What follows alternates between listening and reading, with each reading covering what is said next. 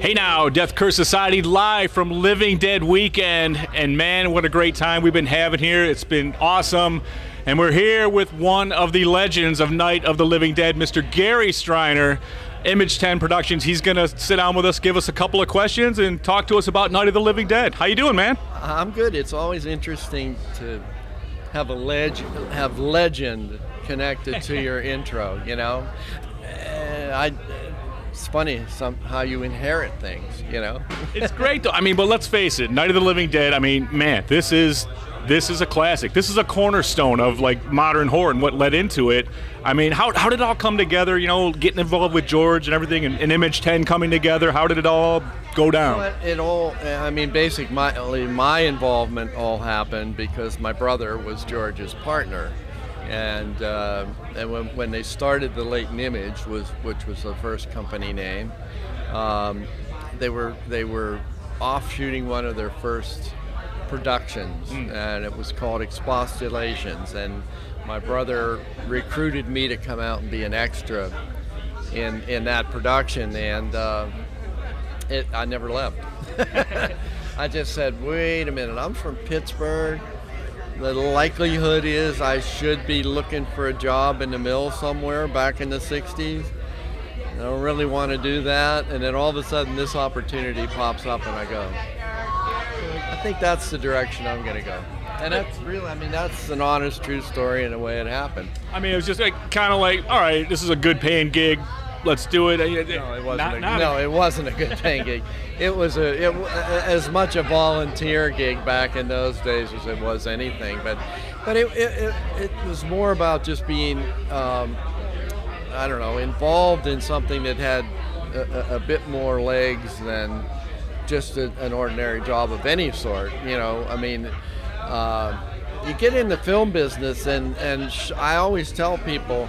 And I gravitated ultimately into being a producer, and you know, I just said, preparing for that, being in the film industry, I was short of doing brain surgery. I think I could do just about anything out there, you know. And it's like, because it's so diverse, you know. There's so many various things that you have to do to make a movie.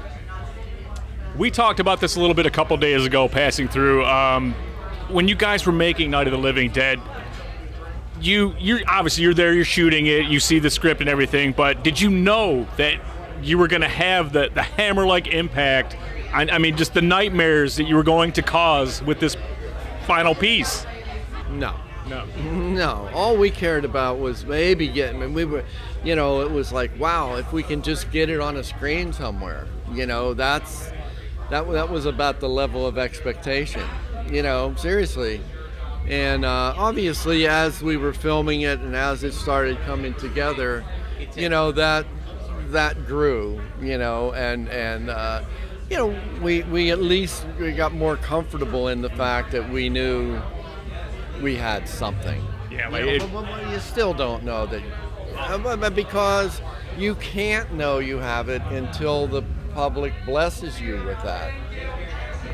You know, lots of films get made, but unless the timing is important, and it just came at the right time.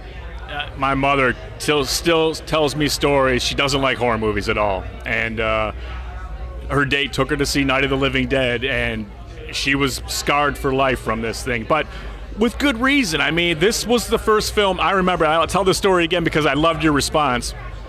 That ending with Ben and going through that whole effing night, and just to have that ending was the first time I was gut punched and just like audible gasp just from what happened there. I mean, and you guys, you already knew that was going to happen, but I mean, could you tell that was going to do that to everybody? I mean, wow. Well, obviously, you know, you got a pretty good indication on that one, knowing you're going to kill your lead off in the end, unbeknownst to him or the whole rest of the world. But you know, a lot of it, I just say, if Night of the Living Dead had been made as a studio picture, it would have never been made. It would have never had anything like that. The studio would have never gone for that. And there is a story that, I mean, in the beginning, in the planning stages, there was talk about shooting an alternative ending. And I wanted to ask you, because you touched on it a little bit, but I mean, just go ahead and spoil it. What would it have been? How would it have been different? I don't know. You don't know? It didn't, because it never really came to fruition, because every time it came up, George would say, I'm not going to shoot this ending, because sure enough, if I do, it'll make it into the film somehow. So if I don't do it, then I got nothing to worry about. We can only speculate. Ben lives? Well, there would probably be a lot more, we would be like Halloween. We would be up to Night of the Living Dead 12. You know what? That's not a bad thing, though. I mean, I'm sure that's why it's all so great. It's why it's so impactful, because it's the unexpected. We don't expect the unexpected. And look what it's led to. Here we are, years later, now in a mall where a sequel to this great film was shot, and celebrating it with, you're part of it. I mean, like it or not, acknowledge it or not, you're a big part of this, man. And the first time that notion ever occurred to me was I did a Texas Fright, one of my first real conventions. I did Texas Frightmare Weekend, and somebody came to my table, and I mean that was like a huge, in sort of one room, kind of the big traditional con, right? And somebody came up to my table and said, if it wasn't for you guys, none of this would be here.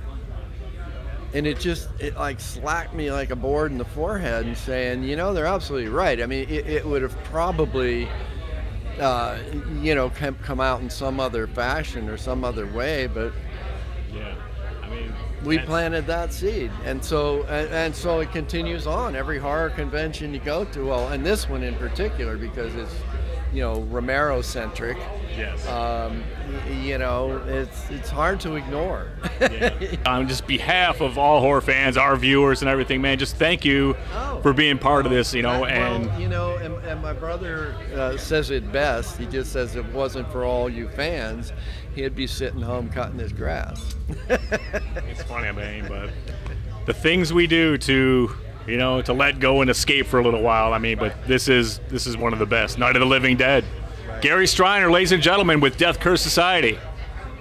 Hey everybody, it's Gary Streiner, and I'm here with Death Curse Society, and wishing you all a happy Halloween season.